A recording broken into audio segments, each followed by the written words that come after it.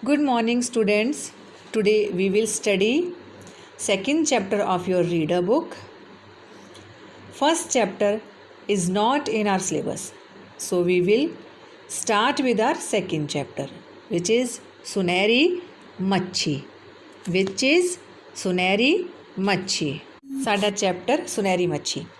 ਸੁਨਹਿਰੀ ਮੱਛੀ ਪਾਠ ਦਾ ਜਿਹੜਾ ਉਦੇਸ਼ ਹੈ ਉਹ ਕੀ ਹੈ? ਵਿਦਿਆਰਥੀਆਂ ਨੂੰ ਦੱਸਣਾ ਕਿ ਲਾਲਚ ਬੁਰੀ ਬਲਾ ਹੈ। ਜ਼ਿਆਦਾ ਲਾਲਚ ਕਰਨ ਨਾਲ ਕੰਮ ਖਰਾਬ ਹੀ ਹੁੰਦੇ ਹਨ, ਤਾਂ ਸਾਨੂੰ ਕਦੇ ਵੀ ਲਾਲਚ ਨਹੀਂ ਕਰਨਾ ਚਾਹੀਦਾ। ਇਸ 'ਤੇ ਆਧਾਰਿਤ ਹੀ ਇੱਕ ਕਹਾਣੀ ਹੈ। ਇੱਕ ਪਿੰਡ ਵਿੱਚ ਇੱਕ ਬੁੱਢਾ ਅਤੇ ਬੁੱਢੀ ਰਹਿੰਦੇ ਸਨ। ਬੁੱਢਾ ਮੱਛੀਆਂ ਫੜਨ ਦਾ ਕੰਮ ਕਰਦਾ ਸੀ। ਮੱਛੀਆਂ ਵੇਚ ਕੇ ਉਹ ਘਰ ਦਾ ਗੁਜ਼ਾਰਾ ਚਲਾਉਂਦਾ ਸੀ। ਉਸ ਦੀ ਬੁੱਢੀ ਅਕਸਰ ਬੁੱਢੇ ਨੂੰ ਕਹਿੰਦੀ ਸੀ, ਅਕਸਰ ਮੀਨਸ ਹਮੇਸ਼ਾ, ਬੁੱਢੇ ਨੂੰ ਕਹਿੰਦੀ ਸੀ ਆਪਾਂ ਸਾਰੀ ਉਮਰ ਗਰੀਬੀ ਵਿੱਚ ਹੀ ਕੱਟ ਲਈ, ਇਸ ਟੁੱਟੇ ਜਿਹੇ ਘਰ ਵਿੱਚ ਹੀ ਜ਼ਿੰਦਗੀ ਗੁਜ਼ਾਰ ਲਈ, ਕਦੀ ਵੀ ਢਿੱਡ ਭਰ ਕੇ ਖਾਣਾ ਨਹੀਂ ਖਾਧਾ। ਢਿੱਡ ਭਰ ਕੇ ਮੀਨਸ ਪੇਟ ਭਰ ਕੇ। ਬੁੱਢਾ ਅਕਸਰ ਬੁੱਢੀ ਨੂੰ ਕਹਿੰਦਾ, ਭਾਗਵਾਨੇ ਸਭ ਨੂੰ ਰੱਬ ਦੀ ਰਜ਼ਾ ਵਿੱਚ ਹੀ ਰਹਿਣਾ ਪੈਂਦਾ ਹੈ। ਰਜ਼ਾ ਮੀਨਸ ਮਰਜ਼ੀ, ਅਰਥਾਤ ਜਿਵੇਂ ਪਰਮਾਤਮਾ ਰੱਖਦਾ ਹੈ ਉਵੇਂ ਹੀ ਰਹਿਣਾ ਪੈਂਦਾ ਹੈ। ਫਿਰ ਵੀ ਕੀ ਪਤਾ ਕਿਹੜੇ ਵੇਲੇ ਆਪਣੇ ਭਾਗ ਖੁੱਲ੍ਹ ਜਾਣ। ਭਾਗ ਮੀਨਸ ਕਿਸਮਤ, ਕਿ ਕੀ ਪਤਾ ਕਿਹੜੇ ਵੇਲੇ ਸਾਡੀ ਕਿਸਮਤ ਜਾਗ ਜਾਵੇ। ਇੱਕ ਦਿਨ ਬੁੱਢਾ ਸਮੁੰਦਰ ਵਿੱਚੋਂ ਮੱਛੀਆਂ ਫੜ ਰਿਹਾ ਸੀ। ਉਸਨੇ ਮੱਛੀਆਂ ਫੜਨ ਲਈ ਜਾਲ ਸੁੱਟਿਆ ਹੋਇਆ ਸੀ। ਉਸਨੂੰ ਜਾਲ ਕੁਝ ਭਾਰਾ ਜਿਹਾ ਮਹਿਸੂਸ ਹੋਇਆ। ਭਾਰਾ ਮੀਨਸ ਹੈਵੀ ਲੱਗਿਆ ਉਸਨੂੰ। ਉਹ ਇਹ ਸੋਚ ਕੇ ਖੁਸ਼ ਹੋ ਰਿਹਾ ਸੀ ਕਿ ਅੱਜ ਤੱਕ ਕਾਫੀ ਸਾਰੀਆਂ ਮੱਛੀਆਂ ਜਾਲ ਵਿੱਚ ਫਸ ਗਈਆਂ। ਮੀਨਸ ਬਹੁਤੀਆਂ ਮੱਛੀਆਂ ਜਿਹੜੀਆਂ ਮੇਰੇ ਜਾਲ ਵਿੱਚ ਫਸ ਗਈਆਂ, ਤਾਂ ਹੀ ਉਹ ਮੇਰਾ ਜਾਲ ਕੀ ਹੈ, ਬੜਾ ਭਾਰੀ ਲੱਗ ਰਿਹਾ। ਪਰੰਤੂ ਜਦੋਂ ਜਾਲ ਬਾਹਰ ਕੱਢਿਆ ਤਾਂ ਉਹ ਵੇਖ ਕੇ ਹੈਰਾਨ ਰਹਿ ਗਿਆ। ਜਾਲ ਵਿੱਚ ਇੱਕ ਸੁਨਹਿਰੀ ਮੱਛੀ ਫਸੀ ਹੋਈ ਸੀ। ਸੁਨਹਿਰੀ ਸੋਨੇ ਰੰਗ ਦੀ, ਗੋਲਡਨ ਕਲਰ ਦੀ ਮੱਛੀ ਫਸੀ ਹੋਈ ਸੀ। ਉਸਨੇ ਸੁਨਹਿਰੀ ਮੱਛੀ ਪਹਿਲਾਂ ਕਦੇ ਵੀ ਨਹੀਂ ਵੇਖੀ। ਉਹ ਸੁਨਹਿਰੀ ਮੱਛੀ ਵੇਖ ਕੇ ਖੁਸ਼ ਹੋ ਗਿਆ। ਜਦੋਂ ਉਸਨੇ ਜਾਲ ਵਿੱਚੋਂ ਸੁਨਹਿਰੀ ਮੱਛੀ ਨੂੰ ਬਾਹਰ ਕੱਢਿਆ ਤਾਂ ਉਹ ਬੋਲੀ, ਮਛੇਰੇ ਭਾਈ ਮੈਨੂੰ ਛੱਡ ਦੇ, ਮੈਂ ਤੇਰੇ ਵਾਸਤੇ ਬਹੁਤ ਕੁਝ ਕਰ ਸਕਦੀ ਹਾਂ, ਮੈਂ ਤੈਨੂੰ ਅਮੀਰ ਬਣਾ ਸਕਦੀ ਹਾਂ। ਮੱਛੀ ਨੇ ਕਿਹਾ ਕਿ ਮੈਂ ਤੇਰੇ ਬਹੁਤ ਕੰਮ ਆ ਸਕਦੀ ਹਾਂ, ਇੱਥੋਂ ਤੱਕ ਕਿ ਮੈਂ ਤੈਨੂੰ ਅਮੀਰ ਵੀ ਬਣਾ ਸਕਦੀ ਹਾਂ, ਇਸ ਕਰਕੇ ਮੈਂ ਤੇਰੀਆਂ ਮਿੰਨਤਾਂ ਕਰਦੀ ਹਾਂ ਕਿ ਤੂੰ ਮੈਨੂੰ ਛੱਡ। ਬੁੱਢਾ ਬੋਲਿਆ, ਤੂੰ ਮੈਨੂੰ ਅਮੀਰ ਕਿਵੇਂ ਬਣਾ ਸਕਦੀ ਹਾਂ? ਉਹਨੇ ਕੁਐਸਚਨ ਪੁੱਛਿਆ ਵੀ ਤੂੰ ਇਹ ਕਿੱਦਾਂ ਕਰ ਸਕਦੀ ਹੈ?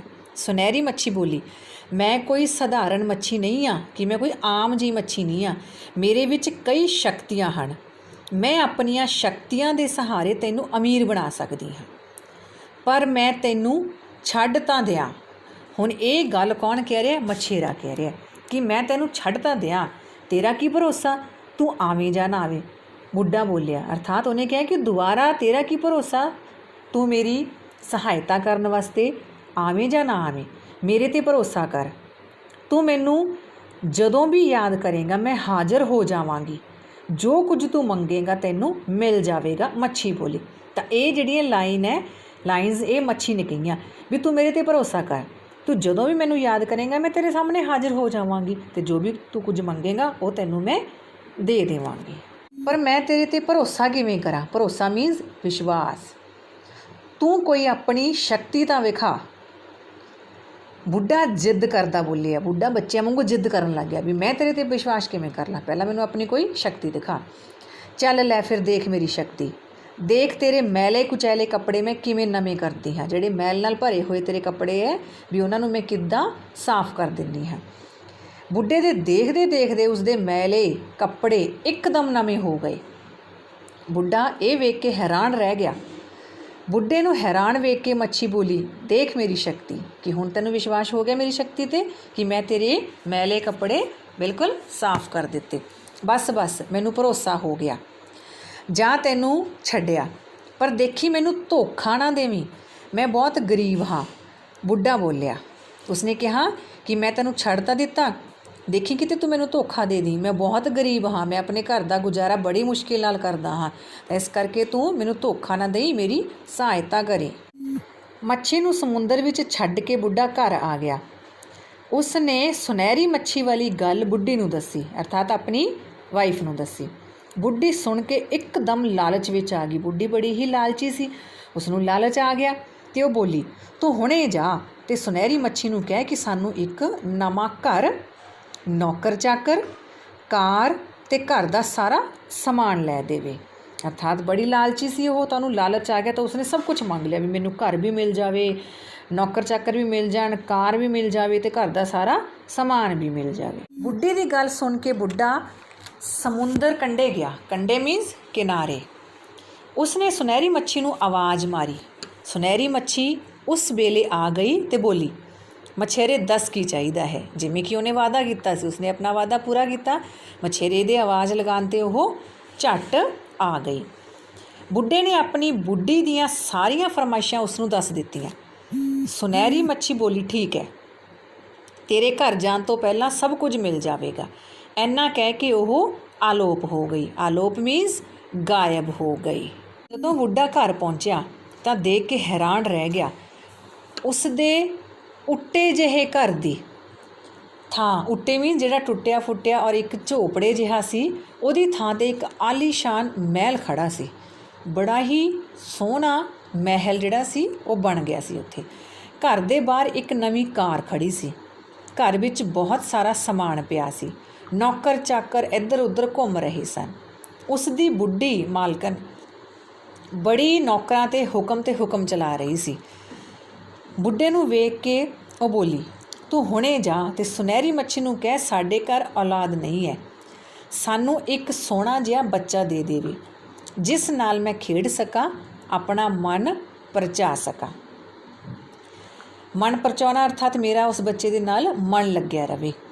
ਬੁੱਢੀ ਦੀ ਇਹ ਫਰਮਾਇਸ਼ ਸੁਣ ਕੇ ਬੁੱਢਾ ਬੋਲਿਆ, ਭਾਗਵਾਨੇ, ਇਸ ਉਮਰ ਵਿੱਚ ਮੈਨੂੰ ਨਹੀਂ ਲੱਗਦਾ ਆਪਣੀ ਇਹ ਮੰਗ ਸੁਨਹਿਰੀ ਮੱਛੀ ਪੂਰੀ ਕਰੇ, ਫਿਰ ਵੀ ਮੈਂ ਚਲਾ ਜਾਂਦਾ ਹਾਂ।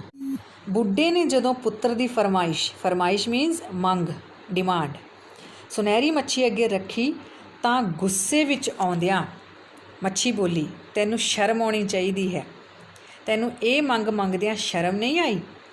ਤੂੰ ਰੱਬ ਦੇ ਨਿਯਮਾਂ ਨੂੰ ਹੀ ਭੰਗ ਕਰ ਰਿਹਾ। ਨਿਯਮ ਮੀਨਸ ਨਿਯਮ, ਕਾਨੂੰਨ। ਤੂੰ ਰੱਬ ਦੇ ਨਿਯਮਾਂ ਨੂੰ ਹੀ ਭੰਗ ਕਰ ਰਿਹਾ ਹੈ। ਤੂੰ ਇੰਨੀਆਂ ਚੀਜ਼ਾਂ ਦੇ ਕਾਬਿਲ ਵੀ ਨਹੀਂ ਹੈ। ਜੋ ਵੀ ਤੈਨੂੰ ਚੀਜ਼ਾਂ ਮੈਂ ਦਿੱਤੀਆਂ ਇਹਨਾਂ ਦੇ ਕਾਬਿਲ ਵੀ ਨਹੀਂ ਹੈ ਤੂੰ। ਜਾਂ ਤੈਥੋਂ ਮੈਂ ਸਾਰੀਆਂ ਚੀਜ਼ਾਂ ਵਾਪਸ ਲੈਂਦੀ ਹਾਂ। ਇੰਨਾ ਕਹਿ ਕੇ ਸੁਨਹਿਰੀ ਮੱਛੀ ਆਲੋਪ ਹੋ ਗਈ। ਸੁਨਹਿਰੀ ਮੱਛੀ ਕੀ ਹੈ? ਗਾਇਬ ਹੋ ਗਈ। ਦੁਬਾਰਾ ਫਿਰ ਉਹ ਸਮੁੰਦਰ ਦੇ ਵਿੱਚ ਚਲੀ ਗਈ।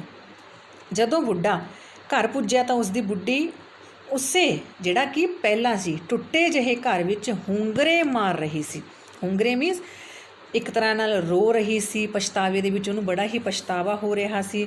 ਉੱਥੇ ਨਾ ਕੋਈ ਨੌਕਰ ਚਾਕਰ ਸੀ ਅਤੇ ਨਾ ਹੀ ਕਾਰ। ਹੁਣ ਦੋਵੇਂ ਪਤੀ ਪਤਨੀ ਪਛਤਾ ਰਹੇ ਸਨ। ਪਿਆਰੇ ਬੱਚਿਓ, ਇਸ ਪਾਠ ਤੋਂ, ਸੁਨਹਿਰੀ ਮੱਛੀ ਪਾਠ ਤੋਂ ਸਾਨੂੰ ਇਹ ਸਿੱਖਿਆ ਮਿਲਦੀ ਹੈ ਕਿ ਸਾਨੂੰ ਕਦੇ ਵੀ ਲਾਲਚ ਨਹੀਂ ਕਰਨਾ ਚਾਹੀਦਾ। ਲਾਲਚ ਇੱਕ ਬੁਰੀ ਬਲਾ ਹੈ, ਇਸ ਤੋਂ ਦੂਰ ਹੀ ਰਹਿਣਾ ਚਾਹੀਦਾ ਹੈ। ਪਰਮਾਤਮਾ ਨੇ ਜੋ ਵੀ ਸਾਨੂੰ ਦਿੱਤਾ ਹੈ ਉਹ ਬਹੁਤ ਵਧੀਆ ਦਿੱਤਾ ਹੈ। ਸਾਨੂੰ ਉਸ ਦੇ ਵਿੱਚ ਹੀ ਖੁਸ਼ ਰਹਿਣਾ ਚਾਹੀਦਾ ਹੈ। ਪਰਮਾਤਮਾ ਦਾ ਸ਼ੁਕਰਗੁਜ਼ਾਰ ਹੋਣਾ ਚਾਹੀਦਾ ਹੈ। ਜੋ ਸਾਨੂੰ ਉਸਨੇ ਦਿੱਤਾ ਉਸ ਦੇ ਵਿੱਚ ਹੀ ਸਾਨੂੰ ਕੀ ਹੈ? ਗੁਜ਼ਾਰਾ ਕਰਨਾ ਚਾਹੀਦਾ। ਕਦੇ ਵੀ ਲਾਲਚ ਦੇ ਵਿੱਚ ਆ ਕੇ ਜੋ ਸਾਡੇ ਕੋਲ ਹੈ ਉਸ ਨੂੰ ਵੀ ਗਵਾ ਨਹੀਂ ਲੈਣਾ ਚਾਹੀਦਾ।